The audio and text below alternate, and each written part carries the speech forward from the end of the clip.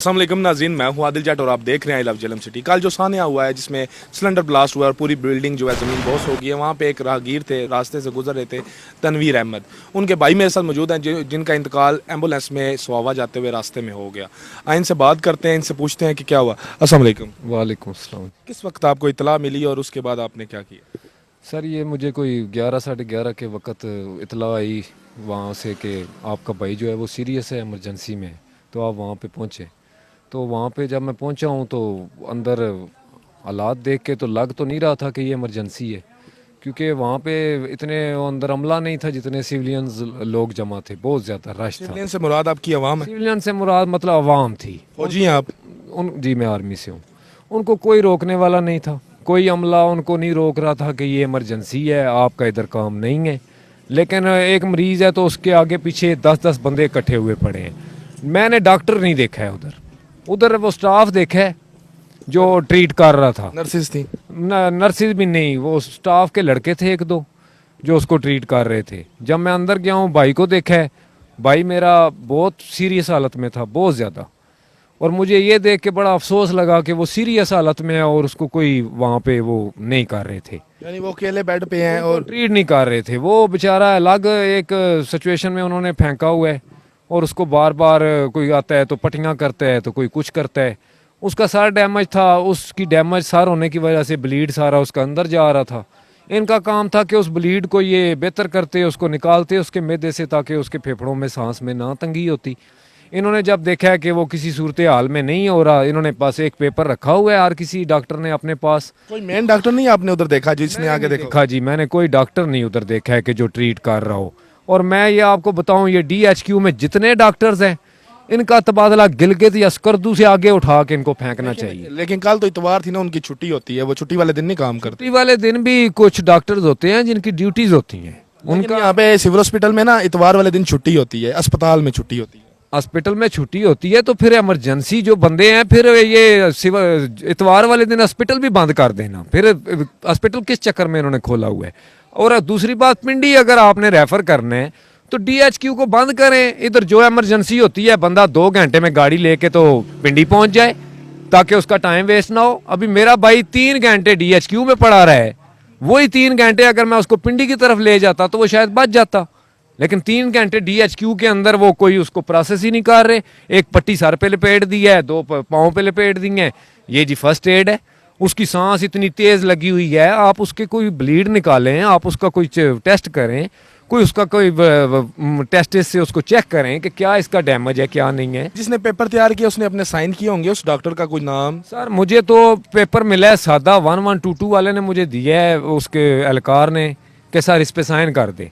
मैंने जब साइन किए हैं तो मुझे वो कहता है कि जी अभी स्ट्रेचर पे डाल के इसको बाहर लाना है और पिंडी लेके जाना है।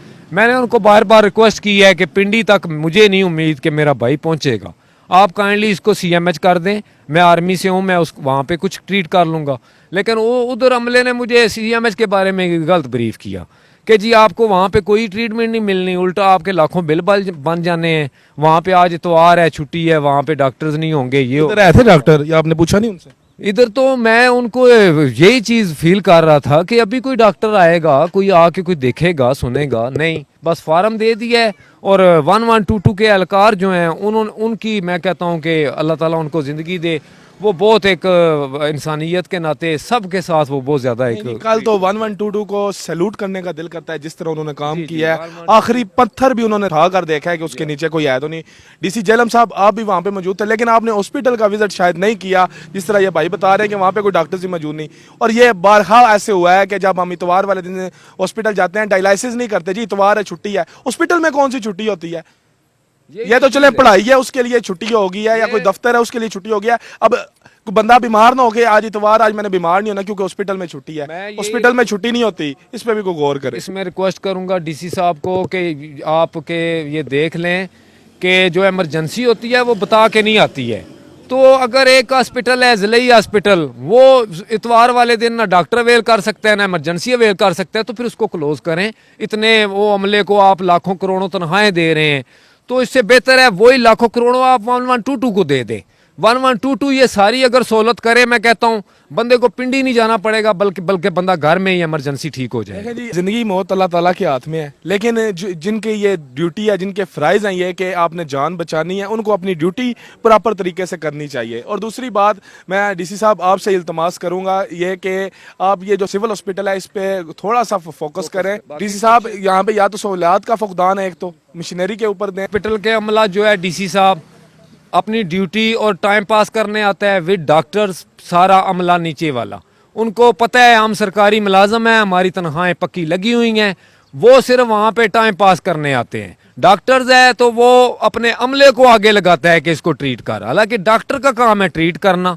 लेकिन एक मैट्रिक पढ़ा बंदा है अमले वाला, उसको शायद फर्स्ट एड देनी भी नहीं आती, लेकिन डॉक्टर उसको आगे करेगा कि मेरे हाथ खून से ना रंगे जाएं, मैं मसीहा किरदार हूँ, और मसीहा सिर्फ नामों से बनना नहीं होता है कि उसकी कोई फ़र्ज़ अदा करने होते हैं तो तब बंदा मसीहा बनता है। दूसरा, एक बात सिविलियन से गुजारिश करूँगा, अवाम से, अवाम खुदा का वास्ता है, आपको पाकिस्तानी है, आप मुसलमान हैं, को खुदा के वास्ते अपने अंदर मुसलमानियत का जज्बा पैदा करें। आप यूरोप में होते हैं, दुबई में होते हैं, सऊदीया में, एम्बुलेंसेस को देख के आप घंटा घंटा गाड़ियां परे खड़ी कर लेते हैं। पिंडी इस्लामाबाद आप जाते हैं, एक वजीर ने गुजरना होता है, घंटा घंटा आप धूप में खड़े रहते हैं, लेकिन एम्बुलेंस आपको सायरन दे रही है, एम्बुलेंस आपको अंदर से माइक से मैसेज दे रहा है कि प्लीज गाड़ी आगे मत करो, फिर भी वो गाड़ी आगे लेके आ रहा है। 45 मिनट मेरे भाई ने जो उस रश और गाड़ियां ना हटाने की वजह से 40 मिनट जो वो हमारे ज़ाया हुए हैं, वो इस अवाम की वजह से हुए हैं। वो इस अवाम जुर्मदार है, और इसी अवाम के बहन भाई बेटे बच्चियां मर रहे हैं सिर्फ हमारे इन किरदारों की वजह से कि हम एम्बुलेंस को रास्ता दे के राजी नहीं है। हालांकि एम्बुलेंस का सायरन सुन के मैं कहता हूँ गाड़ी अगर गैरतमंद बंदा है वो गाड़ी उधर स्टॉप करके साइड पे लगा लेता है, लेकिन वाहिद हमारा माशरा पाकिस्तानी कौम है कि जो पाकिस्तान में जब आ जाती है तो ये बदमाशी और इनके अंदर सारे वो एक अप लेवल आ जाता है। बाहर के मुल्कों में ये हर किस्म के गंदे काम करेंगे, लेकिन कानून को पूरा फॉलो करेंगे, इशारे लगाएंगे, इधर जाना इशारा, उधर इशारा, एम्बुलेंस को रस्ते रुक जाना। लेकिन खुदा का वास्ता है यार, पाकिस्तानी भी इंसान है, वो आपके साथ के भाई हैं, आप पाकिस्तानी हो, पाकिस्तानी तो पहले बांध लो, फिर दुबई सऊदीया के कानूनों पे अमल करना। आप लोग गाड़ी नहीं हटाते हो, अवाम आपको शर्म आनी चाहिए। जो भी कल इस हादसे में अवाम जिस बंदे ने 1122 को रास्ता नहीं दिया उसको गैरत से मर जाना चाहिए कि उसने एक मरीज एक बंदा मार दिया है। देखें जी, एम्बुलेंस को रास्ता देना ये इंसानी अमल है, इंसान होने के नाते, इंसानियत के नाते आपको एम्बुलेंस को रास्ता देना चाहिए। ये भाई चला गया इस दुनिया से, अब वो वापस नहीं आ सकता, ये आप गुस्से में अपने जज्बात का इजहार करें, लेकिन खुदारा अगर आपको एम्बुलेंस का सायरन सुनाई दे, आप कितनी ही जल्दी में क्यों ना हो उसको रास्ता ज़रूर दें। शायद आपके रास्ता देने से किसी की जान बच जाए, और किसी की जान बचाना सबसे बेहतरीन सदका है, जारी है। अगर आप गाड़ी को एक 10 मिनट साइड पे करके खड़े होंगे ना, ये कल 10 मिनट का आपको इतना सदका मिलेगा आप सोच भी नहीं सकते। लेकिन अगर रास्ता नहीं देंगे तो ये इस हिसाब के लिए भी कल आप इंतजार करें। आप मुसलमान हैं, आपने कल खड़े होना है, एक एम्बुलेंस को आपने रास्ता नहीं दिया तो उसमें जो बंदा 10 मिनट उसने निकाले हैं वो नहीं बच सका, तो वो आपके सर पे। किसको जिम्मेदार ठहराते हैं अपने भाई की मौत का? अपने भाई की मैं इस डेथ का जो है जिम्मेदार DHQ हॉस्पिटल के डॉक्टर साहबान और वहाँ पे सहूलियात का फुकदान। अगर वहाँ पे सहूलियात गवर्नमेंट प्रोवाइड नहीं कर सकती तो इमरजेंसी या DHQ हॉस्पिटल के होने का कोई एक मकसद नहीं है, क्योंकि इस हमारे मुल्क में तो जिसके सच बोलना शुरू करोगे या तो मारे जाओगे तो या गायब हो जाओगे, दो काम है। डॉक्टर तो नहीं ना गायब करते किसी को, डॉक्टर्स उनका भी माफिया है। वो अगर मैं आज उन पे FIR करता हूँ या मैं ऐसा वैसा कोई मामला करता हूँ, उनका भी माफिया, वो मुझे छोड़ेंगे। इस मुल्क में तो ये रोल है कि अगर इंसाफ के लिए आप निकलोगे आपको कोई भी नहीं छोड़ेगा, लेकिन अगर आप किसी गंदगी के लिए निकलोगे, किसी जुर्म के लिए निकलोगे, हर बंदा आपके साथ तावन करेगा। ये हम मुसलमान हैं, हमारा जज्बा है, क्योंकि हमें जज्बा मिला है ये वो नस्ल से, तो ये हमारे अंदर रहने, ये नहीं निकल सकता। यानी कि अभी आप ये बेबस समझते हैं खुद को? मैं खुद को बेबस समझता हूँ, इसलिए कि मुझे पता है कि मैं जब इस लेवल पे कानूनी तरीके पे चलना शुरू करूँगा, मुझे हर तरफ से डिस्टर्बेशन मिलेगी, मुझे हर तरफ से तंगी मिलेगी। उल्टा जो मेरे पास थोड़े को पैसे हैं वो भी मेरे से ले लिए जाएंगे, क्योंकि पैसे देने के बगैर तो यहाँ पे काम कोई होना नहीं है। तो मैं सिर्फ रिक्वेस्ट करूँगा हम कोई FIR नहीं है, कोई कुछ नहीं। रिक्वेस्ट है मेरी सारे एक इस मुल्क से, इस डिस्ट्रिक्ट से, जेलम से, अवाम से भी और डॉक्टर साहबान से भी कि खुदारा अपने अंदर इंसानियत पैदा करें। एक डॉक्टर जो है वो मसीहा इसीलिए कहलाता है कि एक मरीज़ अगर ज़ख्मी आ गया है तो वो उसका खून नहीं देखता कि मेरे हाथ ख़राब होंगे या मेरे कपड़े ख़राब होंगे, वो उसको एक इंसानी हमदर्दी से पूरा ट्रीट करता है। जब वो अपना एक भरोसा कर लेता है तो फिर उसको आगे फॉरवर्ड करता है। जब भी DHQ के डॉक्टर्स के बारे में कुछ करने के लिए गवर्नमेंट या कोई DC साहब या कोई भी बंदा उनके खिलाफ कुछ करना शुरू करता है तो वो एहतजाज शुरू कर देते हैं, क्योंकि वो सरकारी मुलाजम है, पक्के तनख्वाह वाले हैं, वो महीना पूरा भी एहतजाज करेंगे, तनख्वाह उनके अकाउंटों में आ जाएगी। मैं गवर्नमेंट से ये रिक्वेस्ट करना चाहता हूँ कि पहली बात तो ये 6 महीने से ऊपर डॉक्टर को रुकने ना दें, यहाँ पे इनके तबादले करें ताकि इनको कोई एहसास हो, ये एक जगह से दूसरे हॉस्पिटल जाएं, इनको अपनी फैमिलियां दूर हो इनसे, इनको एहसास हो कि फैमिली बच्चे का क्या होती है मोहब्बत। एक ही जगह पे स्टेट, एक ही डिस्ट्रिक्ट का जिले डॉक्टर है, वो 30 साल से उसी हॉस्पिटल में सारे जितना अमला है वो उसका मरूने मिन्नत है, वो काम करे ना करे वो इधर टाइम पास करने आ जाता है। सारे डॉक्टर टाइम पास करने इधर आते हैं DHQ हॉस्पिटल में, कोई वर्क करने तो नहीं आता है।